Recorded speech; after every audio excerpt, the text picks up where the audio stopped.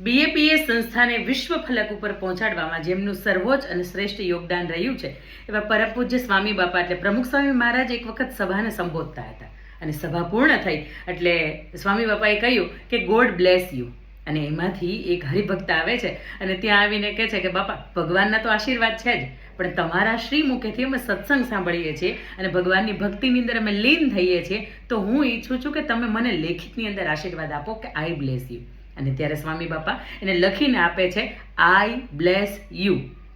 એ માણસ છે, એ વાંચે છે અને હરિભગત તરત જ કહે છે કે સ્વામી બાપા માફ કરશો, પણ તમારી નાનકડી ભૂલ છે, તમને હું ધ્યાને દોરું છું કે વ્યાકરણની ભાષાની અંદર જ્યારે તમે ઇંગ્લિશની અંદર કોઈ નાનકડો વાક્ય લખો છો ત્યારે આઈ છે ને એ પહેલી એબીસીડીમાં આવે એટલે આઈ મોટો આવે.